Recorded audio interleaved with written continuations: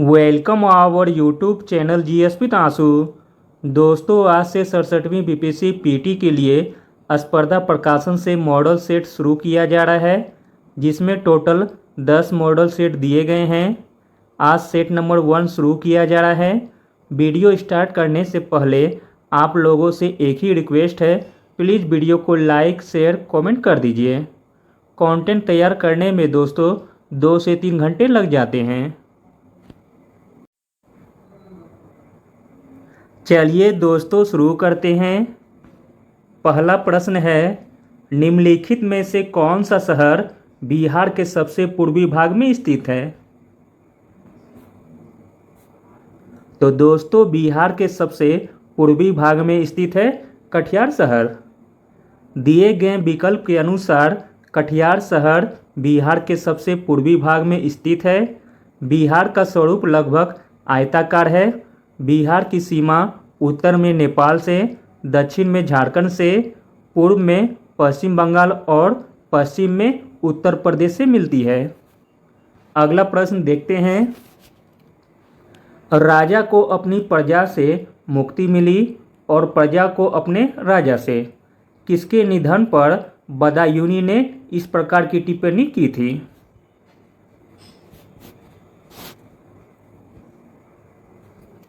तो दोस्तों, यह टिप्पणी की गई थी मोहम्मद बिन तुगलक के निधन पर। अगला प्रश्न देखते हैं। किस सुल्तान ने जमीन में फसल की नपाई का आधा राजस्व के रूप में दावा किया था? तो दोस्तों, वह सुल्तान था अलाउद्दीन खिलजी, जिसने जमीन में फसल की नपाई का आधा राजस्व के रूप में दावा किया था। अगला प्रश्न देखते हैं। कांग्रेस की प्रार्थना और याचिका की नीति अंततोगत्वा समाप्त हो गई। तो दोस्तों, कांग्रेस की प्रार्थना और याचिका की नीति अंततोगत्वा समाप्त हो गई बाल गंगाधर तिलक के नेतृत्व में। कांग्रेस की प्रार्थना और याचिका की नीति बाल गंगाधर तिलक के नेतृत्व में समाप्त हो गई थी। अगला प्रश्न देखते हैं। अखिल भारतीय राजनीति में गांधी का पहला साहसिक कदम कौन सा था? तो दोस्तों, अखिल भारतीय राजनीति में गांधी जी का पहला साहसिक कदम था चंपारण आंदोलन। अखिल भारतीय राजनीति में गांधी जी का पहला साहसिक कदम चंपारण आंदोलन था।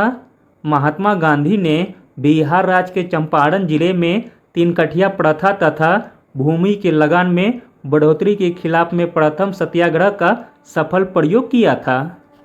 अगला प्रश्न देखते हैं। रवींद्रनाथ टैगोर के बनाए चित्रों को वर्गीकृत किया गया है। तो दोस्तों, इसे वर्गीकृत किया गया है पुनराज जीवनवादी में। अगला प्रश्न देखते हैं। भारत में पशुपालन एवं कृषि के प्राचीनतम साक्ष्य कहाँ से प्राप्त हुए हैं? तो दोस्तों, भारत में पशुपालन एवं कृषि के प्राचीनतम साक्ष्य प्राप्त हुए हैं मेहरगढ़ से। मेहरगढ़ पाकिस्तान के बलूचिस्तान प्रांत में बोलन दर्रे के समीप स्थित है। अगला प्रश्न देखते हैं। ईसा पूर्व 6वीं सदी में विश्व की प्रथम गणनात्मक व्यवस्था कहाँ थी? तो दोस्तों, ईसा पूर्व 6वीं सदी में विश्व की प्रथम गणनात्मक व्यवस्था थी वैशाली में। अगला प्रश्न देखते हैं। अगला प्रश्न है। 1920-22 के असहयोग आंदोलन के दौरान बिहार में प्रचलित मान्यताओं में से एक यह थी कि उनकी जीत होगी, क्योंकि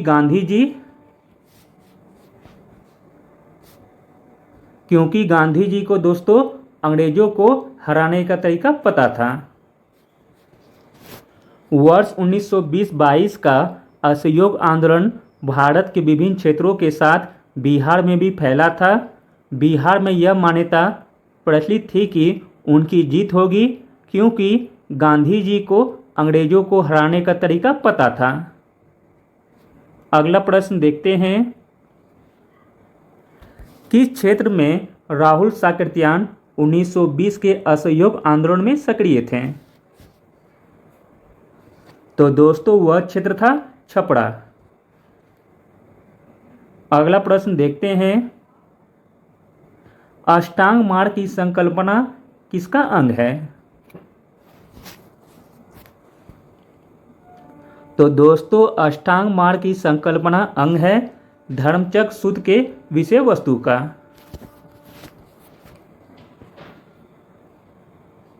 अगला प्रश्न देखते हैं, निम्नांकित प्राचीन भारतीय अभिलेखों में से कौन से एक खाद्यान्न को देश में संकट काल में उपयोग हेतु सुरक्षित रखने के बारे में प्राचीनतम शाही आदेश है? वह कौन सा अभिलेख है बताना है। तो दोस्तों वह अभिलेख है सौगोड़ा ताम्रपत्र रुमिंदई स्तंभ लेख। सौगोड़ा ताम्रपत्र जो कि उत्तर प्रदेश में है तथा महास्थान लेख जो कि पश्चिम बंगाल में है, अन्न भंडार के विषय का जानकारी प्राप्त होती है, जिसका उपयोग अकाल के लिए किया जाता था। अगला प्रश्न देखते हैं, अशोक के जो प्रमुख शिलालेख संगम राज के विषय में हमें बताते हैं उनमें सम्मिलित हैं।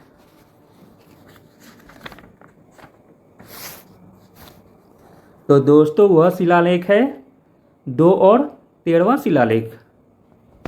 अशोक के दूसरे तथा 13वें शिलालेख में पश्चिम के यवन राज्यों तथा दक्षिण में तमिल राज्यों चैर, चोल, पांड्य तथा सत्यपुत्र के विषय में जानकारी मिलती है।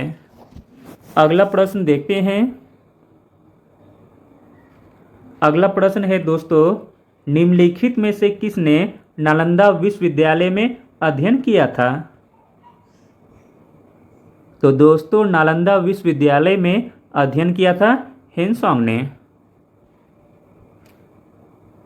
अगला प्रश्न देखते हैं दोस्तों,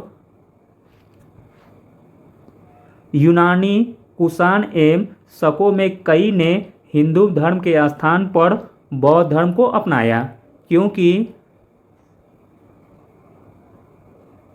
क्योंकि दोस्तों जाति प्रथा से अभिभूत हिंदू धर्म की ओर वे आकर्षित नहीं हुए थे। अगला प्रश्न देखते हैं, उस राज्य का नाम बताएं जहां से भारत का प्रथम राष्ट्रपति चुना गया था। तो दोस्तों वह राज्य है अपना प्यारा बिहार, जहां से भारत का प्रथम राष्ट्रपति चुना गया था। भारत के प्रथम राष्ट्रपति डॉक्टर राजेंद्र प्रसाद थे, जो बिहार से चुने जाने वाले प्रथम राष्ट्रपति थे। डॉक्टर राजेंद्र प्रसाद 26 जनवरी 1950 से 13 मई 1962 तक भारत के राष्ट्रपति रहे थे। अगला प्रश्न देखते हैं, सल्तनत काल में फजाविल का अर्थ क्या था? तो दोस्तों सल्तनत काल में फजाविल का अर्थ था इक्तेदारों द्वारा सरकारी खजानों में जमा की जाने वाली रकम से। अगला प्रश्न देखते हैं, दिल्ली का जो सुल्तान भारत में नहरों के सबसे बड़े जाल का निर्माण करने के लिए प्रसिद्ध है वह कौन था?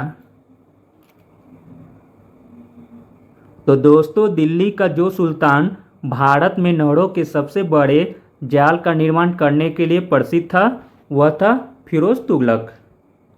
सिंचाई के लिए नहरों का निर्माण मध्यकाल में सर्वप्रथम गयासुद्दीन तुगलक ने करवाया था, परंतु बड़े पैमाने पर नहरों का जाल फिरोज शाह तुगलक ने बिछाया था। अगला प्रश्न देखते हैं, पटना अंतर्राष्ट्रीय हवाई अड्डा निम्नलिखित में से सीधे जुड़ा हुआ है।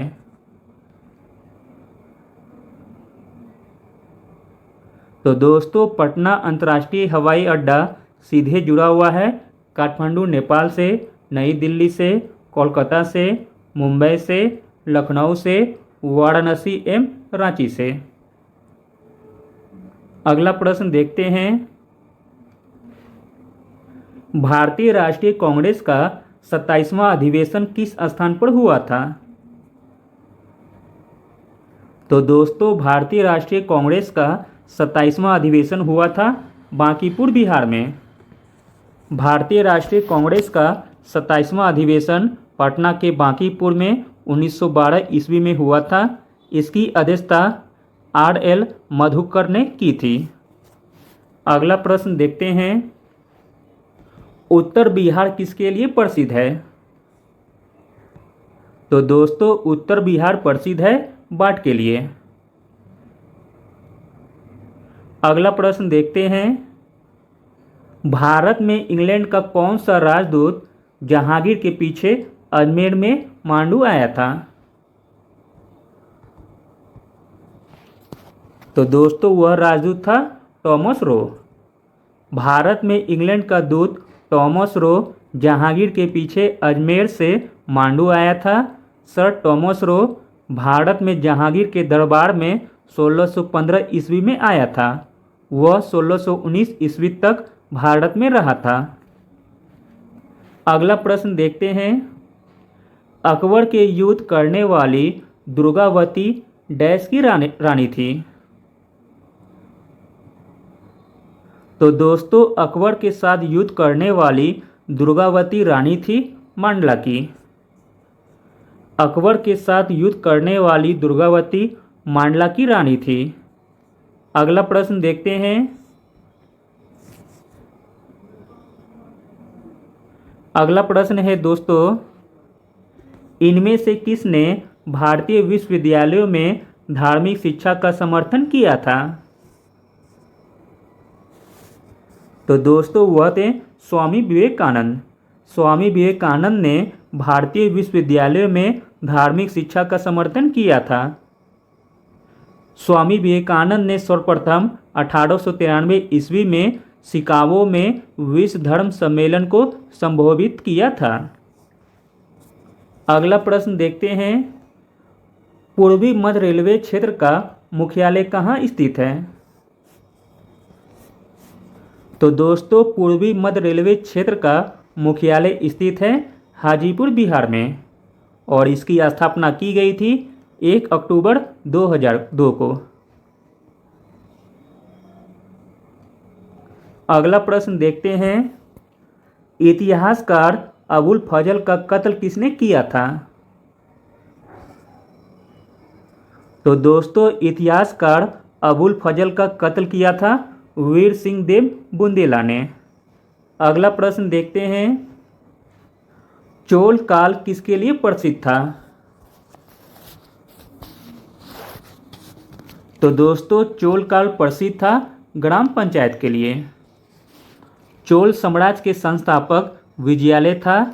चोल काल अपनी ग्रामीण स्थानीय प्रशासनिक व्यवस्था के लिए प्रसिद्ध था। शासन का स्वरूप राजतंत्रात्मक था। ग्राम सभाएं मुख्यतः 3 प्रकार की थी, ऊर, सभा और नगरम। अगला प्रश्न देखते हैं, भूमि लगान के एकत्रीकरण के लिए दिया जाने वाला ठेके का नाम क्या है? तो दोस्तों भूमि लगान के लिए एकत्रीकरण के लिए दिया जाने वाला ठेका का नाम है इजरा। भूमि लगान के एकत्रीकरण के लिए दिए जाने वाले ठेके का नाम इजरा है। अगला प्रश्न देखते हैं दोस्तों, राजकुमार शुक्ल किस गांव के निवासी थे? तो दोस्तों राजकुमार शुक्ल निवासी थे मुरली भड़वा गांव के। राजकुमार शुक्ल मुरली भड़वा नामक गांव के निवासी थे। यह चंपारण के प्रसिद्ध किसान नेता थे। इन्होंने गांधी जी को 1917 ईस्वी में चंपारण भूमि और किसानों के प्रति नील कोठियों के मालिकों के अत्याचार के विरुद्ध ध्यान केंद्रित कराया था। अगला प्रश्न देखते हैं, वैज्ञानिक समाज की स्थापना किसने की थी? तो दोस्तों वैज्ञानिक समाज की स्थापना की थी सर सैयद अहमद खान ने। अगला प्रश्न देखते हैं दोस्तों, अगला प्रश्न है, बाल गंगाधर तिलक को भारतीय असंतोष के पिता किसने कहा था? तो दोस्तों बाल गंगाधर तिलक को भारतीय असंतोष के पिता कहा था वैलेंटाइन सिरोल ने। अगला प्रश्न देखते हैं,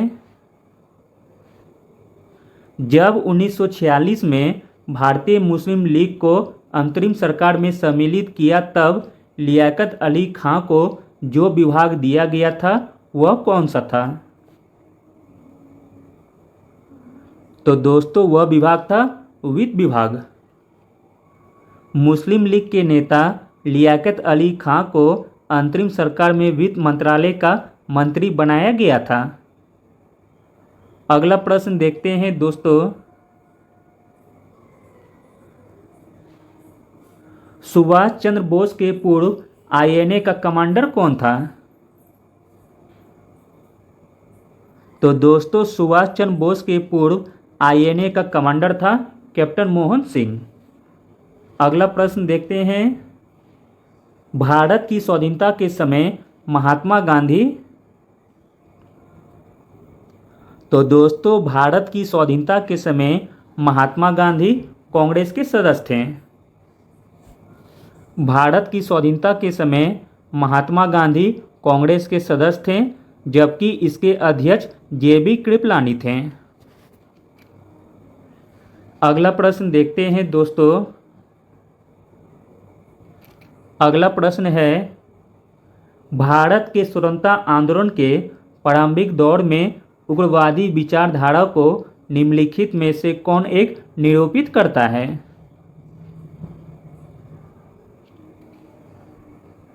तो दोस्तों भारत के स्वतंत्रता आंदोलन के प्रारंभिक दौर में उग्रवादी विचारधारा को निरूपित करता है संवैधानिक साधनों एवं याचिकाओं के स्थान पर आक्रामक साधनों से स्वशासन प्राप्त करना।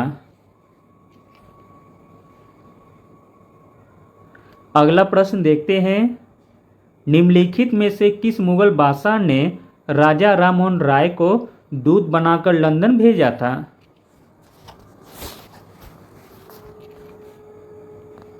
तो दोस्तों वह मुगल बादशाह था अकबर द्वितीय, जिसने राजा राममोहन राय को दूत बनाकर लंदन भेजा था। अगला प्रश्न देखते हैं, पहले सिख गुरु नानक का जन्म स्थान क्या है? तो दोस्तों पहले सिख गुरु नानक का जन्म स्थल है तलवंडी।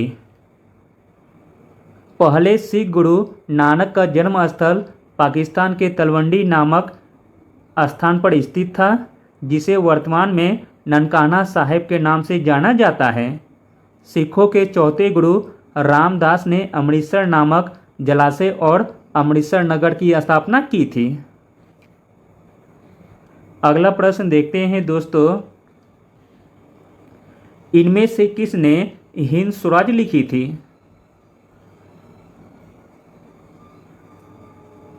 तो दोस्तों हिंद स्वराज लिखी थी महात्मा गांधी ने।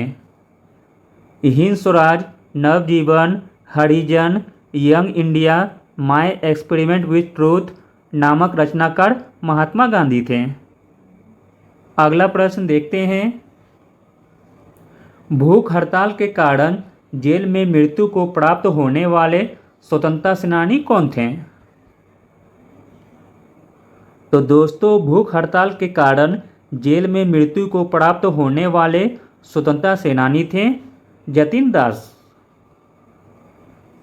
जतिन दास भारतीय स्वतंत्रता सेनानी और हिंदुस्तान सोशलिस्ट रिपब्लिकन एसोसिएशन का सदस्य थे। उनका 63 दिन की भूख हड़ताल के बाद लाहौर सेंट्रल जेल में निधन हो गया था। अगला प्रश्न देखते हैं, इनमें से कौन सा आयोग वर्ष 1857 के विद्रोह के दमन के बाद सेना का पुनः संगठन से संबंधित है? तो दोस्तों वह आयोग या वह कमीशन था पील कमीशन, जो कि 1857 के विद्रोह के दमन के बाद सेना का पुनः संगठन से संबंधित था। जबकि दोस्तों लोक सेवा आयोग संबंधित था सिविल सेवा में भर्ती हेतु, हंटर कमीशन संबंधित था शिक्षा विकास हेतु तथा साइमन कमीशन संबंधित था 1919 के अधिनियम समीक्षा हेतु। अगला प्रश्न देखते हैं, इनमें से कौन फलीदार फसल है? तो दोस्तों इसमें फलीदार फसल हो जाएगा दलहन। दलहन एक फलीदार फसल है। दलहन फसल के अंतर्गत मटर, चना, मसूर, मूंग इत्यादि आते हैं। यह वनस्पति जगत में प्रोटीन का मुख्य स्रोत है। अगला प्रश्न देखते हैं। अगला प्रश्न है, प्रशांत महासागर के पश्चिमी किनारे पर डैश स्थित है? कौन सा सागर स्थित है बताना है। तो दोस्तों प्रशांत महासागर के पश्चिमी किनारे पर स्थित है दक्षिणी चीन सागर। अगला प्रश्न देखते हैं, ज्वालामुखी पर्वत माउंट सेंट हेलेंस कहाँ स्थित है? तो दोस्तों ज्वालामुखी पर्वत माउंट सेंट हेलेन स्थित है संयुक्त राज्य अमेरिका में। अगला प्रश्न देखते हैं। अगला प्रश्न है दोस्तों, पृथ्वी के कुल भूमि क्षेत्र की अपनी अपनी परसेंट के अवरोही क्रम में नीचे दिए गए महाद्वीपों का सही अनुक्रम कौन सा है? आपको घटते क्रम में सजाना है। तो दोस्तों पृथ्वी के कुल भूमि क्षेत्र की अपनी अपनी प्रतिशतता के अवरोही क्रम में सही क्रम हो जाएगा, पहले हो जाएगा दोस्तों अफ्रीका, फिर हो जाएगा उत्तरी अमेरिका, फिर उससे छोटा दक्षिणी अमेरिका, फिर उससे छोटा दोस्तों यूरोप। अगला प्रश्न देखते हैं, निम्नलिखित देशों में से कौन सा लिथुआनिया का सीमावर्ती नहीं है? तो दोस्तों लिथुआनिया का सीमावर्ती नहीं है, वो है यूक्रेन। यूक्रेन लिथुआनिया का सीमावर्ती नहीं है। न बाल्टिक राष्ट्र लिथुआनिया के पश्चिम में बाल्टिक सागर, पूर्व में बेलारूस, उत्तर में लातविया तथा दक्षिण पश्चिम में रूस व पोलैंड स्थित है। अगला प्रश्न देखते हैं, वह दर्रा जो सर्वाधिक ऊंचाई में अवस्थित है? तो दोस्तों सर्वाधिक ऊंचाई में अवस्थित है नाथुला दर्रा। नाथुला दर्रा की ऊंचाई है दोस्तों 11,140 फीट, जबकि जोजिला की ऊंचाई है 11,575 फीट। रोहतांग दर्रा की ऊंचाई है दोस्तों 13,050 फीट, जबकि खेबर दर्रा की ऊंचाई है दोस्तों 3,510 फीट। अगला प्रश्न देखते हैं, संयुक्त राज्य अमेरिका का रस्ट बाउल निम्नलिखित में से किस प्रदेश से संबंधित है? तो दोस्तों संयुक्त राज्य अमेरिका का रस्ट बाउल संबंधित है पीटर्सबर्ग प्रदेश से। संयुक्त राज्य अमेरिका में स्थित पीटर्सबर्ग को रस्ट बाउल या जंग का कटोरा के नाम से जाना जाता है, क्योंकि पीटर्सबर्ग पूर्व में लौह उत्पादन का प्रमुख क्षेत्र था, जिसका महत्व अब घट गया है। अगला प्रश्न देखते हैं, भारत प्राचीन महाद्वीप गोंडवाना लैंड का भाग था। इसमें वर्तमान समय में निम्न भूभाग शामिल था।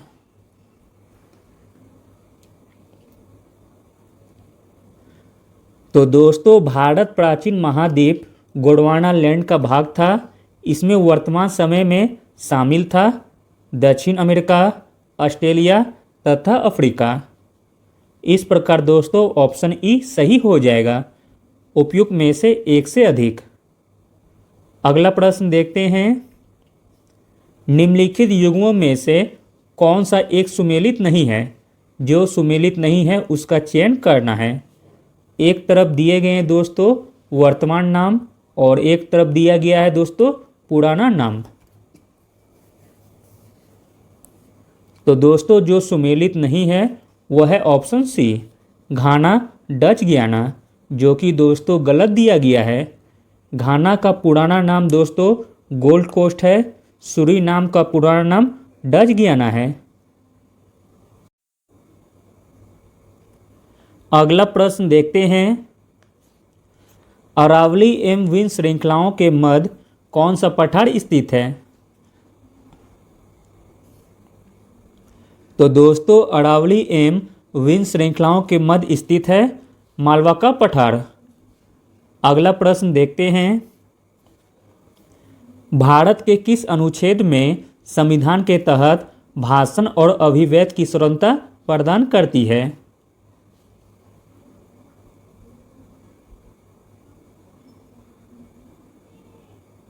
तो दोस्तों भारत के अनुच्छेद 1919 में संविधान के तहत भाषण और अभिव्यक्ति की स्वतंत्रता प्रदान करती है।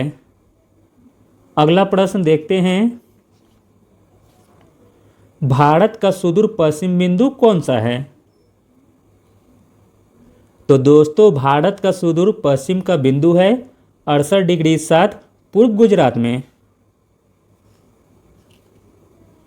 अगला प्रश्न देखते हैं, तिलहन उत्पादन में बढ़ोतरी का कारण क्या था? तो दोस्तों तिलहन उत्पादन में बढ़ोतरी का कारण था पीत क्रांति।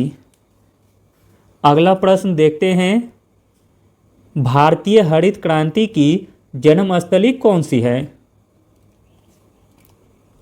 तो दोस्तों भारतीय हरित क्रांति की जन्मस्थली है पंतनगर। भारतीय हरित क्रांति की जन्मस्थली पंतनगर है। उत्तराखंड राज्य में अवस्थित पंतनगर में गोविंद बल्लभ पंत कृषि तथा प्रौद्योगिकी विश्वविद्यालय है, जिसकी स्थापना 1960 ईस्वी में हुई थी। अगला प्रश्न देखते हैं,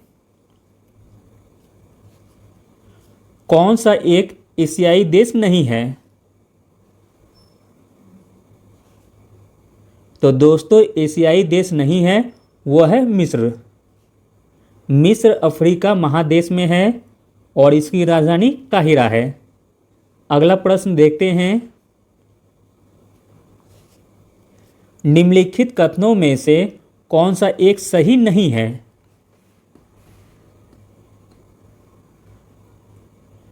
तो दोस्तों जो कथन सही नहीं है वह है ऑप्शन ए, पश्चिमी घाट उत्तरी क्षेत्र में अपेक्षाकृत अधिक ऊंचाई पर है, जो कि दोस्तों गलत दिया गया है। पश्चिमी घाट का उत्तर के अपेक्षा दक्षिण में ऊंचाई अधिक है। बाकी सभी कथन दोस्तों सही दिए गए हैं। पश्चिमी घाटों में अनायमोदी सबसे ऊंची चोटी है। तापी नदी सतपुड़ा के दक्षिण में है। नर्मदा नदी तथा तापी नदी घाटियाँ पुरानी रिफ घाटियाँ मानी जाती है। अगला प्रश्न देखते हैं, नेपाल चीन सीमा पर स्थित हिमालय पर्वत श्रृंखला का सबसे ऊंचा शिखर किस नाम से जाना जाता है? तो दोस्तों नेपाल सीमा पर स्थित हिमालय पर्वत श्रृंखला का सबसे ऊंचा शिखर माउंट एवरेस्ट के नाम से जाना जाता है। माउंट एवरेस्ट नेपाल चीन सीमा पर स्थित है। इसकी ऊंचाई 8,848 मीटर है। नेपाल में इसे स्थानीय लोग सागर माथा के नाम से जानते हैं। अगला प्रश्न देखते हैं, निम्नलिखित में से कौन सी फसल खड़ी फसल नहीं है?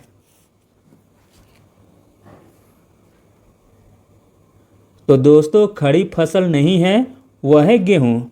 गेहूँ जो कि रबी फसल में आता है।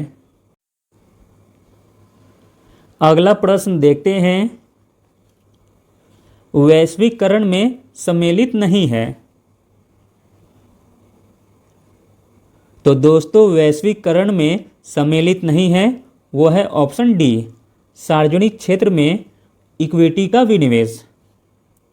वैश्वीकरण में जो सम्मिलित है देख लीजिए इसको, आयात शुल्क में कमी, आयात लाइसेंसिंग का उन्मूलन, प्रत्यक्ष विदेशी निवेश का उन्मुख प्रभाव, यह तीनों दोस्तों वैश्वीकरण में सम्मिलित है। अगला प्रश्न देखते हैं, निम्नलिखित कथनों पर विचार कीजिए। उपयुक्त कथनों में से कौन सा सही है आपको बताना है। तो दोस्तों इसमें सही हो जाएगा केवल 2। राष्ट्रीय वन कार्यक्रम का उद्देश्य भारत के 1/3 क्षेत्र को वृक्षों या वनों से ढकना है। इसलिए दोस्तों ऑप्शन बी सही हो जाएगा, केवल 2। भारत के कुल भौगोलिक क्षेत्र का लगभग 20% क्षेत्र वन के रूप में है। कुल वन क्षेत्र में लगभग 40% सघन वन क्षेत्र का है, जो कि दोस्तों गलत कथन दिया गया है।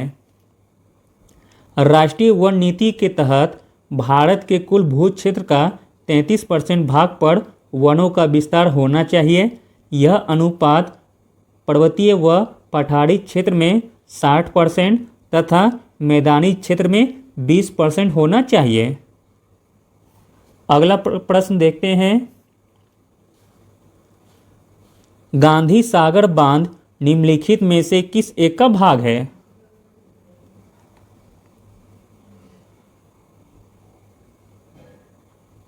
तो दोस्तों गांधी सागर बांध चंबल परियोजना का भाग है और दोस्तों यह परियोजना मध्य प्रदेश व राजस्थान की संयुक्त परियोजना है।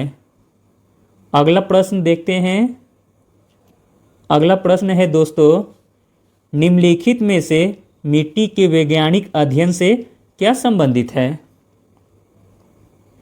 तो दोस्तों मिट्टी के वैज्ञानिक अध्ययन से संबंधित है भूमि विज्ञान। अगला प्रश्न देखते हैं, जनगणना 2011 के अनुसार भारत के निम्नलिखित राज्यों में से किसकी जनसंख्या उत्तर प्रदेश के बाद सबसे अधिक है। तो दोस्तों उत्तर प्रदेश के बाद सबसे अधिक जनसंख्या हो जाएगी महाराष्ट्र की, और महाराष्ट्र के बाद दोस्तों हो जाएगा बिहार का।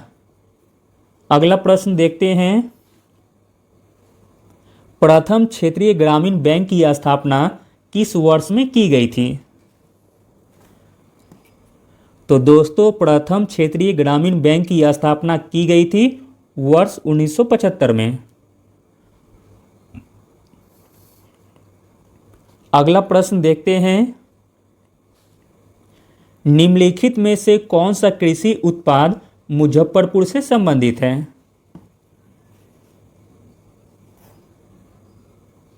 तो दोस्तों लीची का उत्पादन मुजफ्फरपुर बिहार से संबंधित है। अगला प्रश्न देखते हैं, कैलकट टास्क फोर्स की सिफारिशों का संबंध किससे है। तो दोस्तों कैलकट टास्क फोर्स की सिफारिशों का संबंध है करों से। अगला प्रश्न देखते हैं,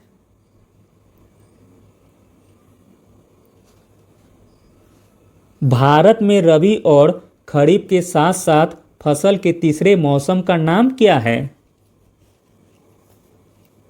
तो दोस्तों भारत में रबी और खरीफ के साथ साथ फसल के तीसरे मौसम का नाम है जायद फसल।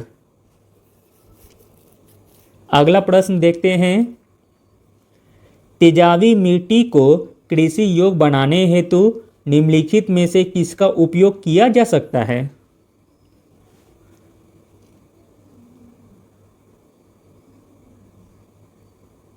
तो दोस्तों तेजाबी मिट्टी को कृषि योग्य बनाने हेतु उपयोग किया जा सकता है कैल्शियम सुपर फास्फेट का। अगला प्रश्न देखते हैं,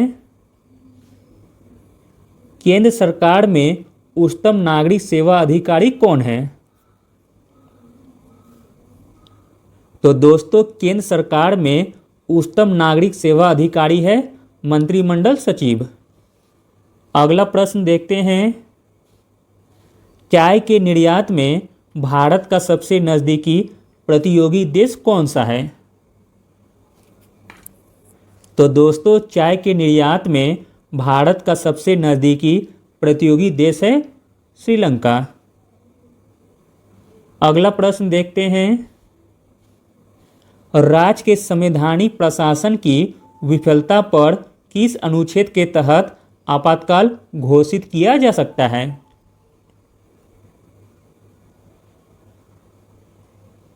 तो दोस्तों राज्य में संवैधानिक प्रशासन की विफलता पर अनुच्छेद 356 के तहत आपातकाल घोषित किया जा सकता है, यानी कि राष्ट्रपति शासन अनुच्छेद 356 में है। अगला प्रश्न देखते हैं, लोकसभा के सदस्य पद धारण करते हैं। तो दोस्तों लोकसभा के सदस्य पद धारण करते हैं 5 वर्ष तक। अगला प्रश्न देखते हैं दोस्तों, अगला प्रश्न है, राज्यपाल किसको शपथ दिलाते हैं? तो दोस्तों राज्यपाल शपथ दिलाते हैं उच्चतम न्यायालय के मुख्य न्यायाधीश को। अगला प्रश्न देखते हैं दोस्तों, भारतीय संविधान की किस अनुसूची में राज्यों और केंद्र शासित प्रदेशों की चर्चा की गई है? तो दोस्तों भारतीय संविधान की पहली अनुसूची में राज्यों और केंद्र शासित प्रदेशों की चर्चा की गई है। अगला प्रश्न देखते हैं, पंचायती राज प्रणाली किस सूची में है? तो दोस्तों पंचायती राज प्रणाली राज्य सूची में है।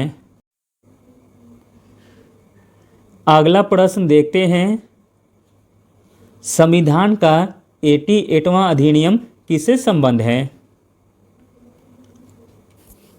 तो दोस्तों संविधान का 88वां अधिनियम संबंध है सेवा कर के विनियोजन तथा उगाही के लिए केंद्र को अधिकार देना। अगला प्रश्न देखते हैं, संसद सदस्य बनने हेतु न्यूनतम उम्र क्या है? तो दोस्तों संसद सदस्य बनने हेतु न्यूनतम उम्र है 25 वर्ष। संसद सदस्य बनने हेतु लोकसभा के लिए 25 वर्ष तथा राज्यसभा के लिए 30 की आयु निर्धारित है। राष्ट्रपति या उपराष्ट्रपति बनने के लिए न्यूनतम आयु 35 वर्ष होनी चाहिए, जबकि स्थानीय निकायों में चुनाव लड़ने के लिए न्यूनतम आयु 21 वर्ष होनी चाहिए। 18 वर्ष से अधिक आयु के भारत के प्रत्येक नागरिक को मताधिकार का अधिकार प्राप्त है। अगला प्रश्न देखते हैं, भारत में ब्लॉक स्तर पर बनी पंचायत समिति केवल है? तो दोस्तों भारत में ब्लॉक स्तर पर बनी पंचायत समिति केवल है समन्वय और पर्यवेक्षी प्राधिकारी। अगला प्रश्न देखते हैं,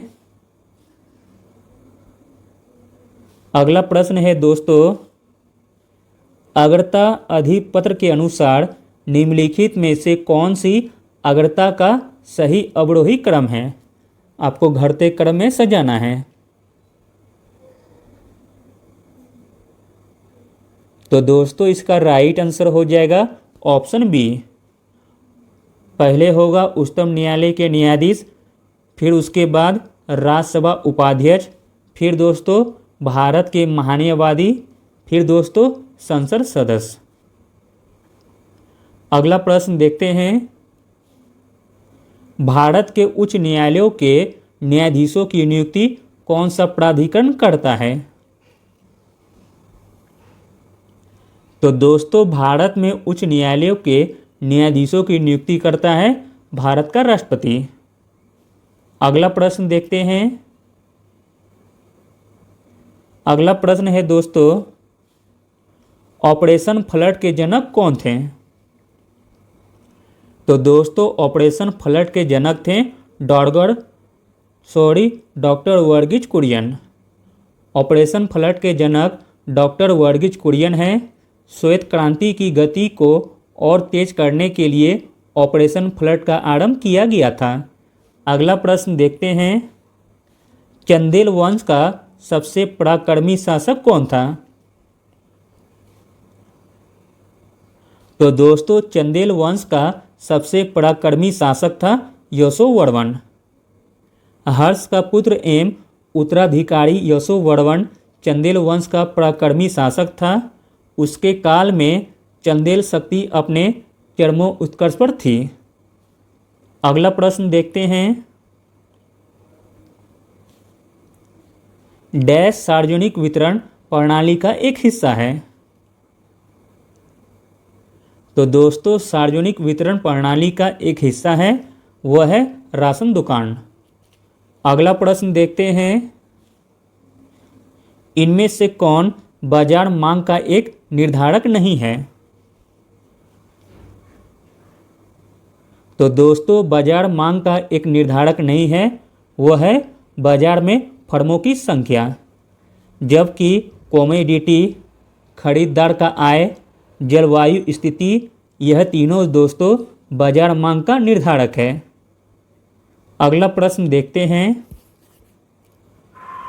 स्वयं सहायता समूह एसएचजी डैश की कमी की समस्या को दूर करने के लिए उधारकर्ताओं की मदद करते हैं।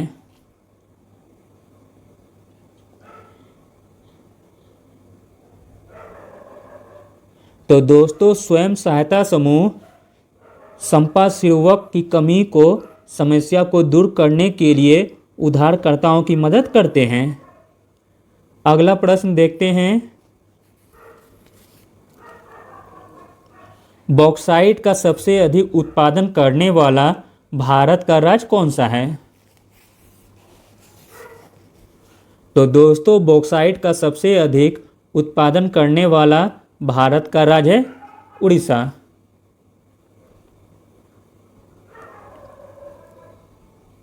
अगला प्रश्न देखते हैं, सार्वजनिक समिति कंपनी के स्वामित्व वाला भारत का सर्वप्रथम विमानपत्तनम निम्नलिखित में से कौन सा है?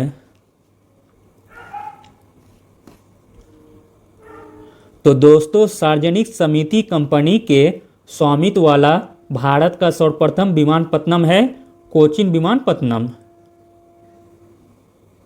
सार्वजनिक सीमित कंपनी के स्वामित्व वाला भारत का पहला विमानपत्तनम कोचीन विमानपत्तनम है, जिसका शिलान्यास 21 अगस्त 1994 को तत्कालीन मुख्यमंत्री के करुणाकरण के द्वारा किया गया था।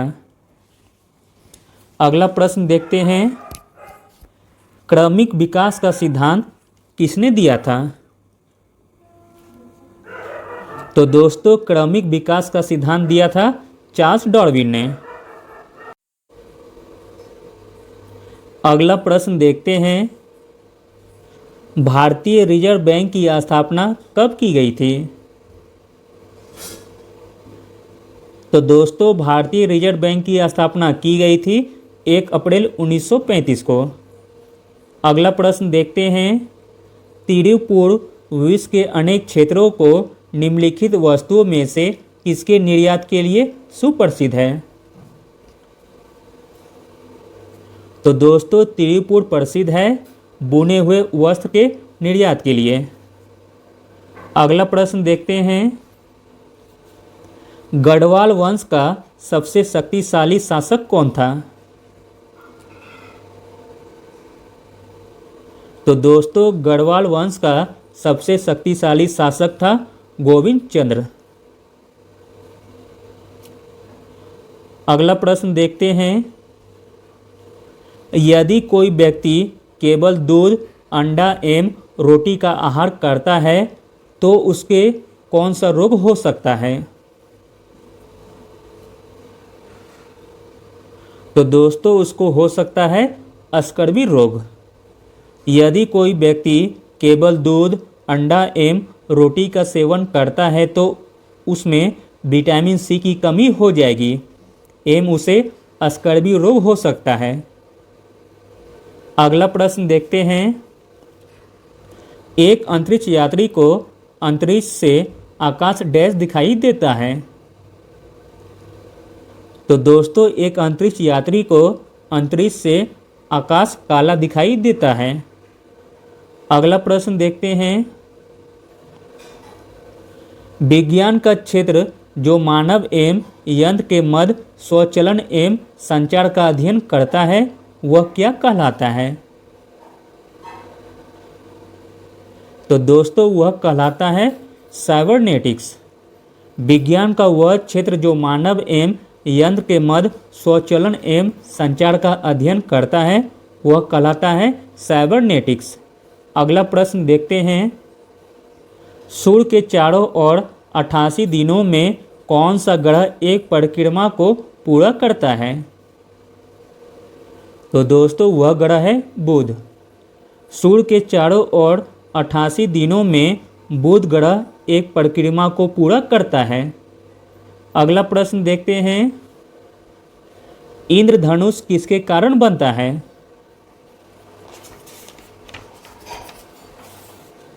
तो दोस्तों इंद्रधनुष बनता है दोनों अपवर्तन और आंतरिक प्रतिबिंब के कारण। अगला प्रश्न देखते हैं। थर्मस बोतल में पेय पदार्थ को कुछ समय तक उसी ताप पर रखने के लिए उसकी दीवारों पर नीम की परत लगाई जाती है।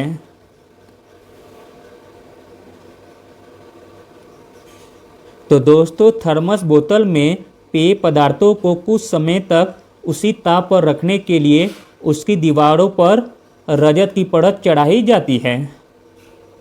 थर्मस बोतल की दीवारों पर चांदी यानी कि रजत की परत चढ़ाई जाती है।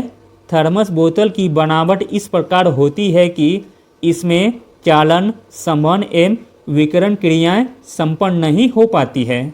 परिणाम स्वरूप थर्मस के अंदर उपस्थित द्रव काफ़ी समय बाद भी उसी अवस्था में बना रहता है जिस अवस्था में बोतल के अंदर रखा जाता है। अगला प्रश्न देखते हैं दोस्तों।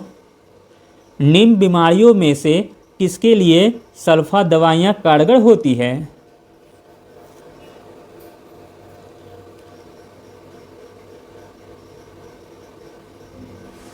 तो दोस्तों जीवाणु बीमारियों में सल्फा दवाइयाँ कारगर होती है।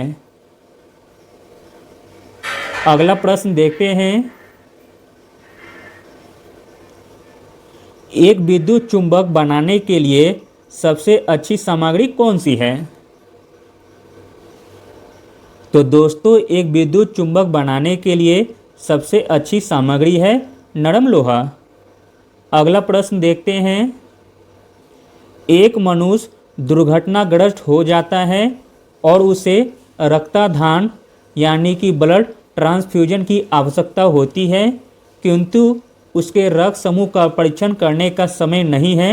निम्नलिखित में से कौन सा रक्त समूह उसे दिया जा सकता है?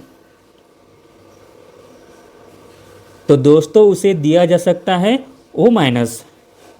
कोई मनुष्य यदि दुर्घटनाग्रस्त हो जाता है और उसे रक्त की जरूरत पड़ती है तो बिना उसका ब्लड ग्रुप परीक्षण किए उसे 0 नेगेटिव दिया जा सकता है, क्योंकि इसे सार्वभौमिक दाता कहा जाता है। अगला प्रश्न देखते हैं। सरटूस साल बनाई जाती है। बताइए सरटूस साल किससे बनाई जाती है?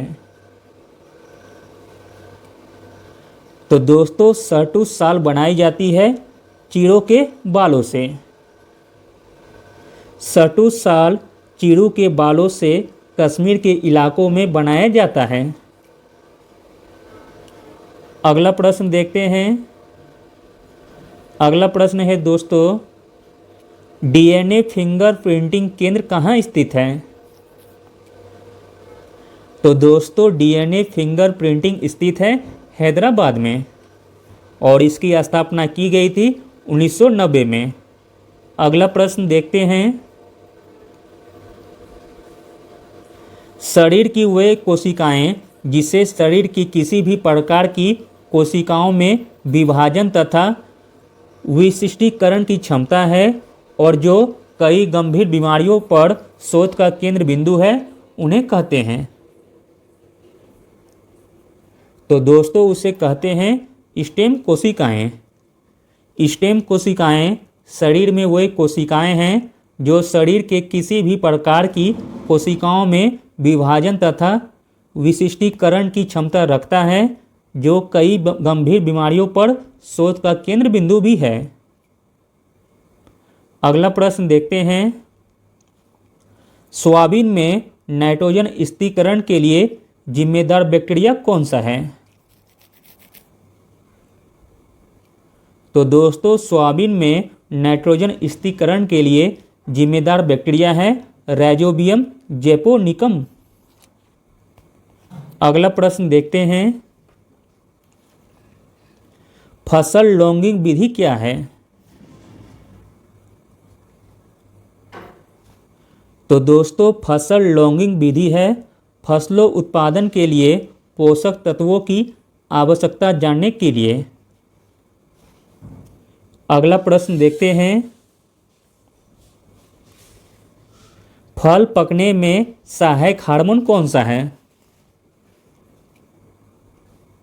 तो दोस्तों फल पकने में सहायक हार्मोन है इथेलिन। अगला प्रश्न देखते हैं, हम हल्दी उसके पौधे से किस भाग से पाते हैं? तो दोस्तों हम हल्दी उसके पौधे के तना भाग से पाते हैं। हल्दी तना का रूपांतरित भाग है जो गांठ के रूप में मिलता है। अगला प्रश्न देखते हैं, अंतरिक्ष यान डिस्कवरी जिसे 4 जुलाई 2006 को अंतरिक्ष में प्रक्षेपित किया गया, डैश के ईंधन टैंक को भरा गया था?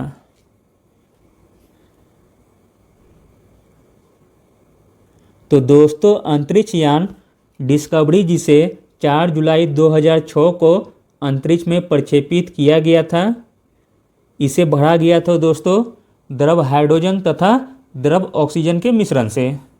अगला प्रश्न देखते हैं, गॉड पार्टिकल क्या है? तो दोस्तों गॉड पार्टिकल है हिग्स बोसॉन। अगला प्रश्न देखते हैं, निम्न में से कौन सा मानव शरीर में एक अपशिष्ट अंग है?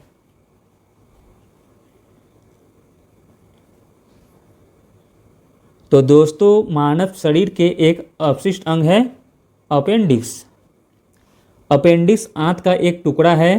आंत के इस अपशिष्ट टुकड़े का एक सिरा खुला होता है और दूसरा सिरा पूरी तरह बंद। भोजन का कई कण इसमें प्रवेश कर जाता है तो दूसरा सिरा बंद होने के कारण दूसरी ओर से यह नहीं निकल पाता है। इसका परिणाम यह होता है कि अपेंडिक्स संक्रमित हो जाता है। अगला प्रश्न देखते हैं, निम्न में से कौन सा एक गैर चमकदार निकाय है? तो दोस्तों इसमें गैर चमकदार निकाय हो जाएगा पृथ्वी। सूर्य तथा तारे स्वयं के प्रकाश से चमकने वाले ग्रह हैं, जबकि पृथ्वी के पास अपना प्रकाश नहीं है, इसलिए यह गैर चमकदार ग्रह है। अगला प्रश्न देखते हैं। अगला प्रश्न है, निम्नलिखित में से कौन सी आनुवांशिक बीमारी लैंगिक संबद्धता दिखलाती है? तो दोस्तों वह बीमारी है रॉयल हीमोफीलिया, जो कि लैंगिक संबद्धता दिखलाती है। रॉयल हीमोफीलिया आनुवांशिक बीमारी है जो लैंगिक संबद्धता दिखलाती है। इस बीमारी से ब्रिटिश राजघराना पीड़ित रहा है। इसमें रक्त वाहिकाओं के कटने पर रक्त का थक्का नहीं जम पाने के कारण लगातार रक्तस्राव होने की आशंका रहती है। अगला प्रश्न देखते हैं, कलायखंज या लेथोरिज्म नामक रोग किसके अत्यधिक सेवन से हो जाता है? तो दोस्तों कलायखंज या लेथोरिज्म नामक रोग खेसारी दाल के अत्यधिक सेवन से हो जाता है। अगला प्रश्न देखते हैं, एंडोसाइटिसिस का संबंध निम्नलिखित में से किससे है? तो दोस्तों एंडोसाइटोसिस का संबंध है, यह किसी कोशिकाओं के बाह्य पर्यावरण से अपना भोजन तथा अन्य पदार्थ ग्रहण करने की प्रक्रिया है। अगला प्रश्न देखते हैं, वातावरण में कार्बन डाइऑक्साइड का परसेंट कितना है? तो दोस्तों वातावरण में कार्बन डाइऑक्साइड का परसेंट है 0.04%। अगला प्रश्न देखते हैं, जब चींटियां काटती है तो वे छोड़ती है। तो दोस्तों जब चींटियां काटती है तो वे छोड़ती है फॉर्मिक अम्ल। अगला प्रश्न देखते हैं, इनमें से किसका एक संशोधित रूप प्याज है? तो दोस्तों संशोधित रूप प्याज है तना का। अगला प्रश्न देखते हैं, इनमें से कौन सा फल नहीं है? तो दोस्तों इसमें फल नहीं हो जाएगा सेब। सेब को वास्तविक फल नहीं माना जाता है क्योंकि यह वृक्ष के अंडाशय के फूल से तैयार नहीं होता है। इसके अन्य उदाहरण हैं कटहल, नाशपाती आदि। अगला प्रश्न देखते हैं, गर्म होने पर अधिकतम विस्तार किसका होता है? तो दोस्तों गर्म होने पर अधिकतम विस्तार होता है वायु का। गर्म होने पर ठोस, द्रव और गैसों में से सर्वाधिक विस्तार गैसों में होता है। अतः गर्म होने पर अधिकतम प्रसार वायु का होगा। अगला प्रश्न देखते हैं, एक अंधेरे कमरे में रखा गया एक हरा पत्ता एक लाल बत्ती से प्रकाशित होता है तो पत्ता दिखाई देगा। तो दोस्तों पत्ता दिखाई देगा काले रंग का। अगला प्रश्न देखते हैं, प्रभावती देवी किस क्षेत्र की स्वतंत्रता संग्राम सेनानी थी? तो दोस्तों प्रभावती देवी चंपारण क्षेत्र की स्वतंत्रता संग्राम सेनानी थी। 1921 ईस्वी में देशबंधु कोष के लिए जब गांधी जी ने बिहार का भ्रमण किया तो बिहार की महिलाओं ने अपने आभूषणों को दान में दिया। इस कार्य में गांधी जी के साथ श्रीमती प्रभावती देवी जो चंपारण से थी, उन्होंने अपना महत्वपूर्ण योगदान दिया था। अगला प्रश्न देखते हैं, बलदेव सहाय ने महाधिवक्ता के पद से कब त्यागपत्र दिया था? तो दोस्तों बलदेव सहाय ने महाधिवक्ता के पद से त्यागपत्र दिया था 1942 ईस्वी में। अगला प्रश्न देखते हैं, भारत में जनसंख्या के अनुसार तीसरा एवं क्षेत्रफल में 12वां राज्य कौन सा है?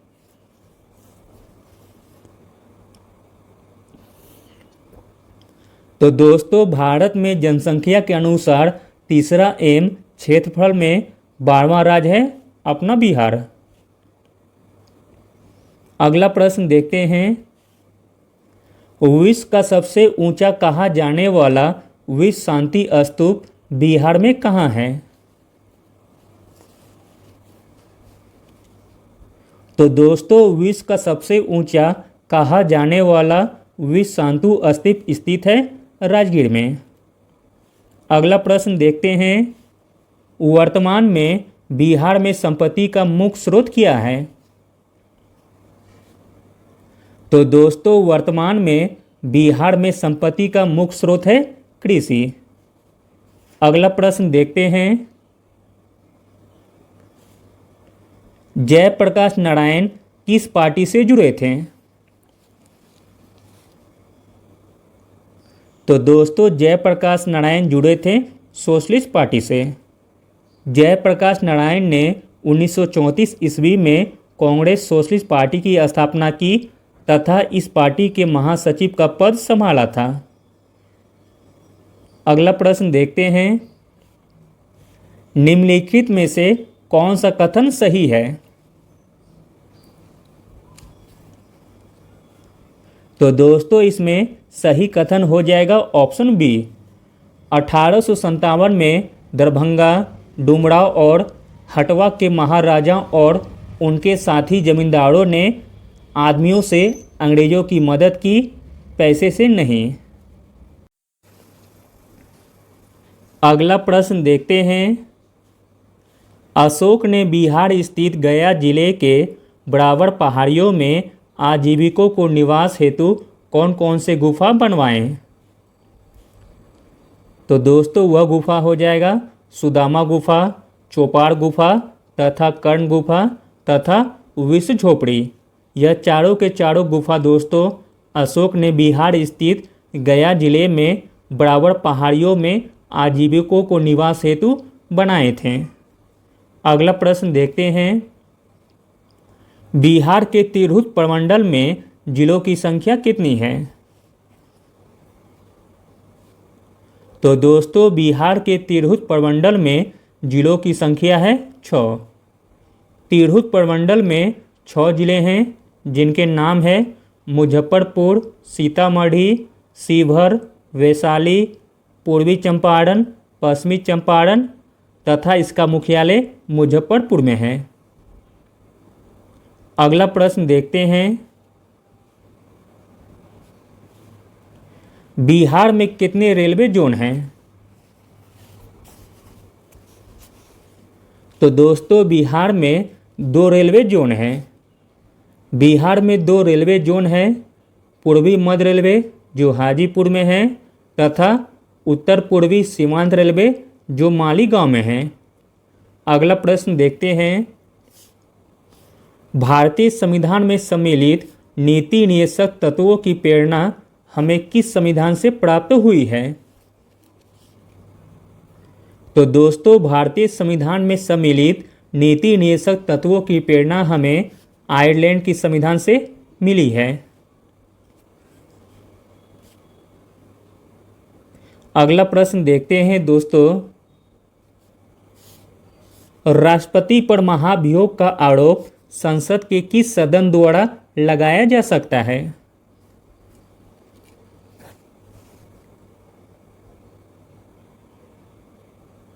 तो दोस्तों राष्ट्रपति पर महाभियोग का आरोप संसद के किसी भी सदन द्वारा लगाया जा सकता है। अगला प्रश्न देखते हैं, संतोष ट्रॉफी किस खेल से संबंधित है? तो दोस्तों संतोष ट्रॉफी संबंधित है फुटबॉल से। अगला प्रश्न देखते हैं, अगला प्रश्न है, भारत के उपराष्ट्रपति का निर्वाचन होता है? तो दोस्तों भारत के उपराष्ट्रपति का निर्वाचन होता है संसद के दोनों सदनों द्वारा। अगला प्रश्न देखते हैं, मुमताज महल का असली नाम क्या था? तो दोस्तों मुमताज महल का असली नाम था अर्जुमंद बानो बेगम। अगला प्रश्न देखते हैं, निम्नलिखित को उनके संगठन के आधार पर क्रमवार सजाइए। तो दोस्तों इसका स्थापना देख लेते हैं। पहले बॉम्बे एसोसिएशन की स्थापना की गई थी 1885 ईस्वी में। इंडियन एसोसिएशन की स्थापना की गई थी 1876 में। इंडियन लीग की स्थापना की गई थी दोस्तों 1875 में। और मद्रास महाजन सभा की स्थापना की गई थी 1884 में। तो दोस्तों इसका क्रम बन जाएगा, पहले हुआ था इंडियन लीग की स्थापना 1875 में। फिर दोस्तों इंडियन एसोसिएशन की स्थापना हुई थी 1876 में। फिर दोस्तों मद्रास महाजन सभा की स्थापना हुई थी 1884 में। तब लास्ट बॉम्बे एसोसिएशन की स्थापना हुई थी 1885 में। तो दोस्तों इसका क्रम बन जाएगा 4, 3, 2, 1, जो कि ऑप्शन में नहीं दिया गया है। इसलिए दोस्तों ऑप्शन ई सही हो जाएगा। उपयुक्त में से कोई नहीं। अगला प्रश्न देखते हैं, अथावना का क्या मतलब है? तो दोस्तों अथावना का मतलब है भू राजस्व विभाग। विजयनगर साम्राज्य में अथावना या 98वें भू राजस्व विभाग को कहते थे। इस विभाग द्वारा शिष्ट नामक भूमि कर वसूली की जाती थी। अगला प्रश्न देखते हैं, बारिन कुमार घोष के क्रियाकलापों ने एक गुप्त क्रांतिकारी संगठन को बंगाल में जन्म दिया। तो दोस्तों वह गुप्त क्रांतिकारी संगठन था अनुशीलन समिति। अगला प्रश्न देखते हैं, ब्रह्मोस सुपरसोनिक क्रूज मिसाइल का निर्माण हुआ है। तो दोस्तों ब्रह्मोस सुपरसोनिक क्रूज मिसाइल का निर्माण हुआ है भारत और रूस के द्वारा। अगला प्रश्न देखते हैं, एटम ने न्यूट्रॉन की खोज किसने की थी? तो दोस्तों एटम में न्यूट्रॉन की खोज की थी जेम्स चैडविक ने।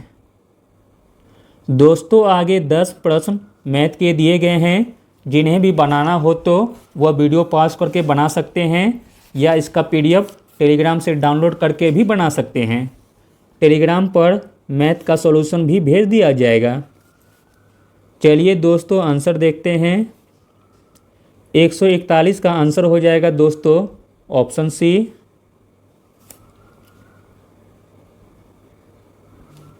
142 का आंसर हो जाएगा ऑप्शन बी।